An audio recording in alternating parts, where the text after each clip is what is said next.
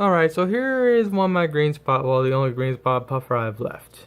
He's in a 29 long, and I'm currently in the process of converting it to from freshwater to salt.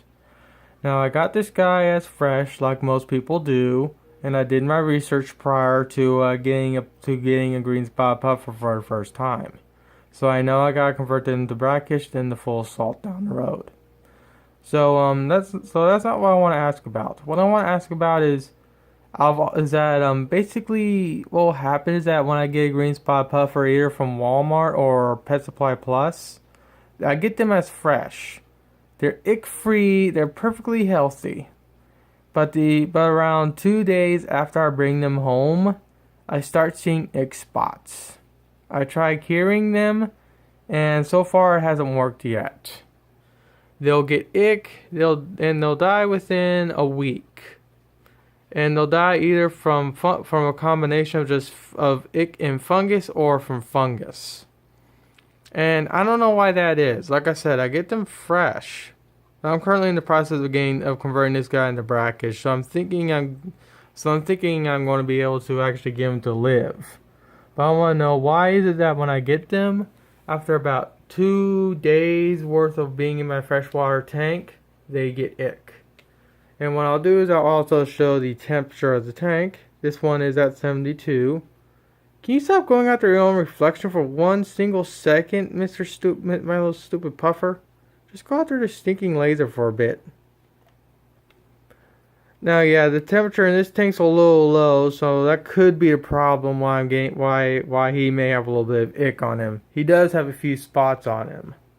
But he doesn't have as much as he did when I started to convert him from fresh to brackish. So the Instant Ocean, it seems to be doing a trick when it comes to combating the ick, at least for now, because I don't see as many ick spots as there used to be. This one is at really 74.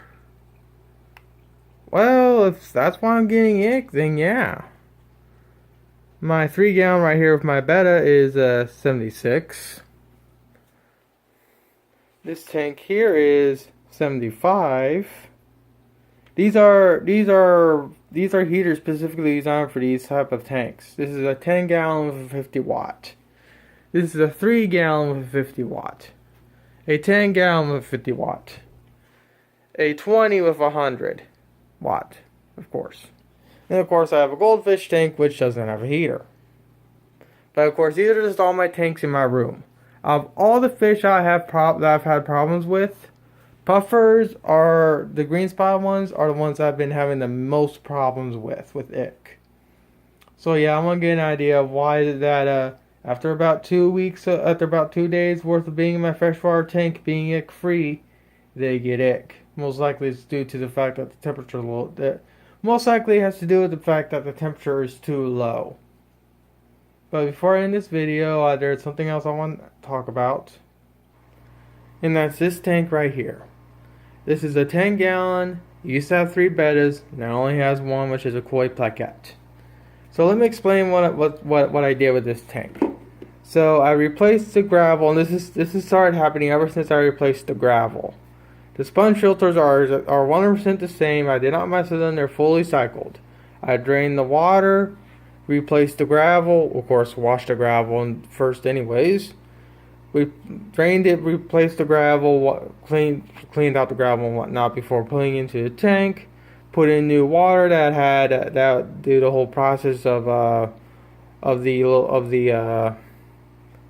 gosh dang, I can't figure out what it's called, but yeah, you'll see how many tanks I have and you'll understand that I know what I'm doing to an extent. So after all that, everything was doing just fine. But what would happen is, like I said, I used to have 3 bettas. This was a divided tank. So I have 1 betta here, my koi in the middle, and another betta here. They both got fungus. This one here got fungus, died.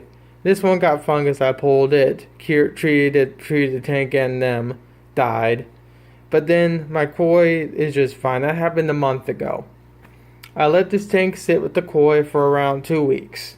I divided it, got a beautiful elephant ear that was last week. It died within 3 days, same thing, fungus. Again, he was fine. And then Friday, I got myself a beautiful, believe it or not, betta from Walmart. It lasted for about 2 days, got fungus, treated the tank still, treated him, pulled him, treated the little tank he was in, and he died. Same thing, fungus. He's still doing great. The only thing he has now is a little bit of ick, that's why the tank's blue. So I want to know what's going on in this tank. If I have to go and tear this tank down completely, redo the filters, re-clean the gravel and whatnot, I can do that. I just want to know what's going on before I go through the process of restarting this whole tank all over again. But like I said, the koi is just fine. He hasn't got any fungus yet. Like I said, he has a little bit of ick. That's why I'm treating the tank. But the koi is just fine. And before I end this video, I'm going to show off the tanks I own. This setup right here does work, believe it or not. There are 2 rams and 1 betta. They all get along. 10-gallon Angels. Yes, I know they'll need a bigger tank down the road. A 10-gallon with a female betta. I'm going to try breeding soon. 5.5, 3 bettas. A 10-gallon, 2 Angels, red tail, 3 of these little things, and a crown tail betta. All get along.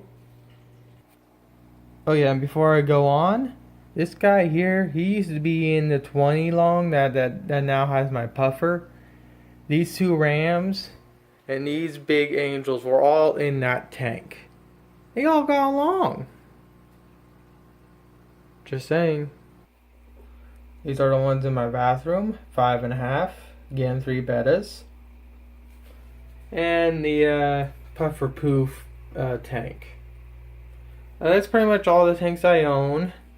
Like I said, out of all the fish I've had problems with, green spot puffers are the ones that I've had the biggest problems with, and I want to know what's going on. That way so I can properly care for them. So please refrain from saying anything about my tanks and my setups. Okay?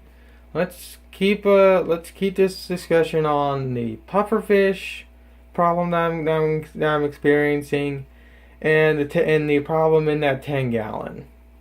Because even if I wanted to move any of these guys into that 10-gallon, I'm not going to do it because either these guys or the ones in the 5.5 in my kitchen, they will all die.